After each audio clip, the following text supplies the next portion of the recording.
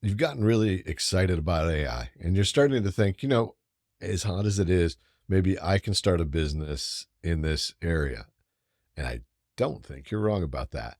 But the question is, how do I start a business? Where do I go so that I'm all in before the competition gets really tough and I'm spending my time swimming with the sharks trying to fend off competition versus just sharing with people what I know and what I can help them out with.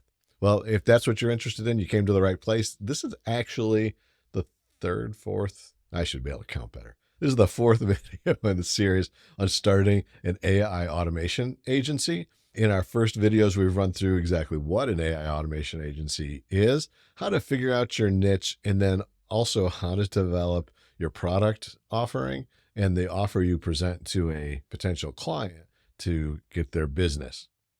And if this is your first time, make sure you go to the description and download our free guide on how to start an AI automation agency so you can follow along with that, along with this series.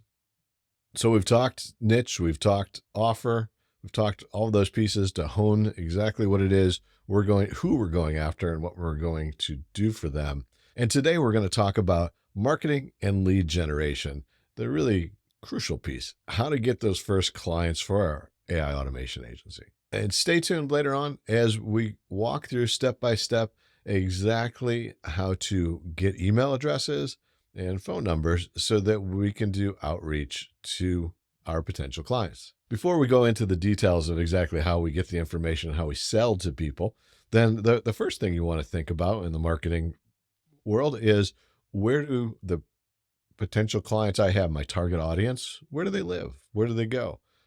For example, if you're considering working with B2B professional companies, those types of things, providing services, LinkedIn obviously is a great place to go for that. If when you're looking at your niche, you're very industry focused, then think about industry events, whether they're online, in person, conferences, trade shows, those types of things, webinars, whatever it is.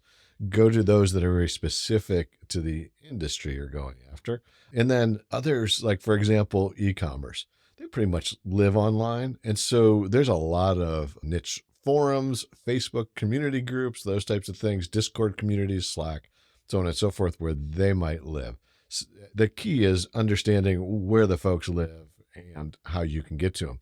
Another one, for example, and we keep going back to the chiropractor example. I should stop doing that because I'm thinking about going into targeting chiropractors, but I'll share it with you anyways. Most of them, if you think about chiropractors and doctors and so on and so forth, they're a small office. They are spending almost all their time making money with the patients because that's where the money comes from. And they are not spending that much time on LinkedIn and networking, those types of things. So to be honest with you, hopefully this doesn't scare you. Cold emails and cold phone calls may be the place that they live and how you get to them. But I'll give you some tips in a little bit for how you can make the phone calls and the emails less cold and also maybe not have to reach out if your palms are getting sweaty thinking about having to call a chiropractor and telling them what you do for a living. After we've thought about where people are at, then the next piece is, what are we going to say to them? Our pitch, right? And again, you may not be interested in sales and you may not be that excited about marketing. So we're going to make it simple and defined by using a 4-step approach that I like to use. And by the way, AI can write some of this stuff for you if you give it the right structure. But here's the formula that I use, and it's pretty straightforward. So we start with the problem statement. Something like, I see you might be losing deals or dealing with repetitive tasks that are wasting your time. What that's doing is ripping off the Band-Aid and allowing somebody to think to themselves, yeah, I am doing that and I don't like it. And it creates some kind of an emotional tension within me. And then I move on to number 2, which is the solution preview. I specialize in AI-driven solutions that frees up your time by 10 hours a week and helps you recapture those leads, that money you're losing. So we've got the problem, we've got the solution, we've pointed to ourselves that we can probably help you with it. And then number 3 is the social proof. So I've helped X number of clients save this much time and increase their ROI on their leads by this much. Now, obviously, we're doing this series and starting an AI agency, so you may not have that social proof already. And as we mentioned in the other videos, one, of course, we don't want to lie to somebody, but the social proof is out there. And so it's a matter of how we stated it at the beginning. Now, once you have your own stuff, go for it. But at the beginning, just being able to say things like, do the research, going back to the chiropractor, and this probably isn't information that's available online, but if it was, being able to say something like, in the industry, we've seen other chiropractors in the same boat as you, and what they've found is by implementing an AI automation strategy, they've been able to increase their ROI on the ad spend that they have without adding any extra headcount for lead generation and lead follow-up.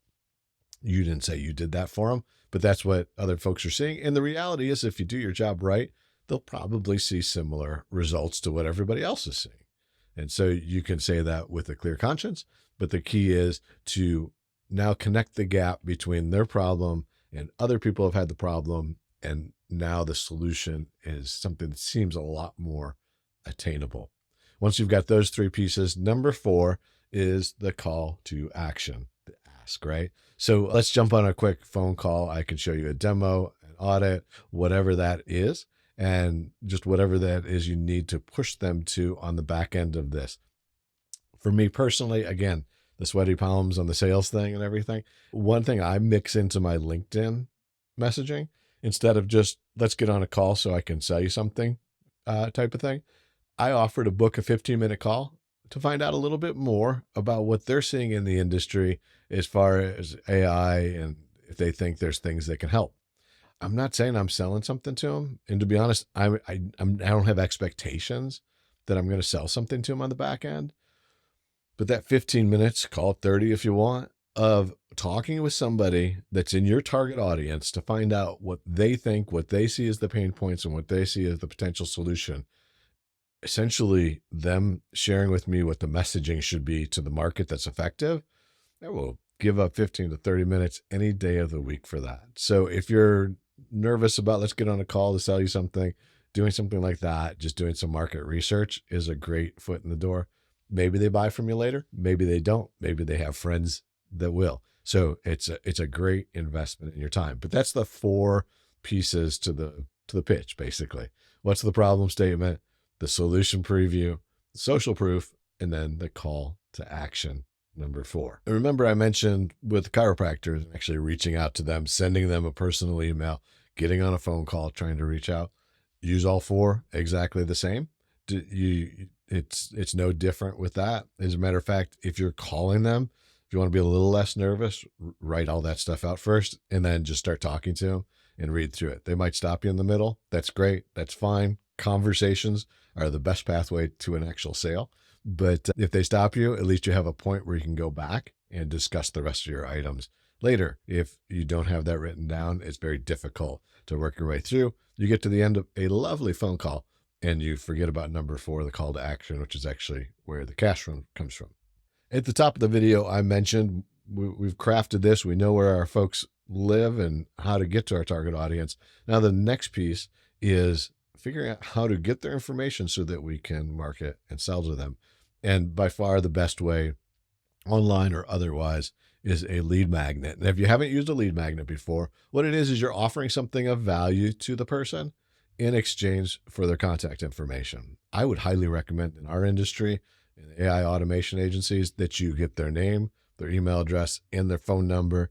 And some people will tell you, oh, if I ask for the phone number, they won't fill it in. I'll tell you what, if somebody can't give you their name, their email address, and their phone number, the odds of them giving you a lot of money is pretty slim too. So your name, email address, and phone number, you ask for those in exchange for something valuable. So an ebook, a checklist, a mini course, a guide, something that is specific to their industry, their needs, and their niche that you are providing, that one, it positions you as an expert in the area because you've written this and you're providing it to them.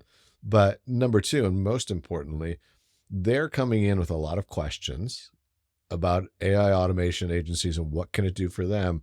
And this lead magnet is helping them visualize where they can go in the future. Are most of the people going to not buy from you? Yeah. Most of them are going to get the guide and not do anything. Then there's a portion there that are going to get it. They're going to read through the ebook and actually use the stuff in it and never reach out to you. And then there's the portion that goes through, reads through it, gets the information and they've given you their contact information, and they reach out to you saying, I looked at all this stuff. I don't have time for it. Can you help me out? So you've positioned yourself in a few different ways there with the lead magnet, but most importantly is the contact info. And why is that the most important thing? If you haven't sold before, and you don't have to sell to do this, you can just be really good at positioning yourself and doing the automation piece of it. But if you haven't sold before, the thing is people don't usually buy on the first shot. Maybe the fifth, maybe the sixth, maybe the seventh time you can get them to buy. And so getting their contact information and then following up with them is key. We're not going to go into in this video as far as exactly how to do that. There are a lot of tools out there that you can work with that will allow you to make life easier, or you can just do it on a Google sheet. They fill in a form, you get their info, and then you just have a note that says send email 1, 10 days later, email 2, so on and so forth. 10 days is way too long, but send email 1, 2, 3, 4, 5, 6, and 7. And what you put in those emails and your outreach, you can make it as simple as a spreadsheet or Google Sheet to do that, or you can use a CRM or more robust marketing automation tools. But the most important piece of it is the continuous follow-up, getting their information, spending all that time to find those people and have them provide their contact info for you, and not doing continuous follow-up after that. It's just a sad story because that's where most of the sales come from, is on the back end of that. And if you automate it, it's really not taking any extra time off of your plate to do so. So today we've gone through the initial steps of doing your lead gen and marketing. So number 1, where does the target audience live? Number 2, the 4 steps in our message that we're providing to them, ripping off the Band-Aid, providing the solution, the social proof, and then of course the call to action, asking for the next step in that process.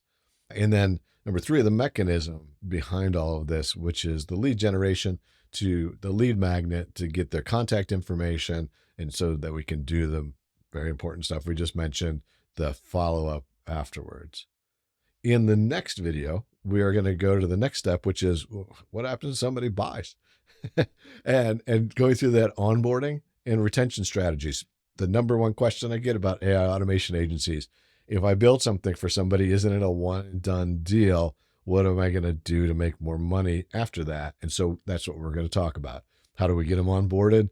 Give them what's not really a one and done deal. How to turn them into an ongoing client and long-term partner after that. If you enjoyed this video, hit the thumbs up, the like button.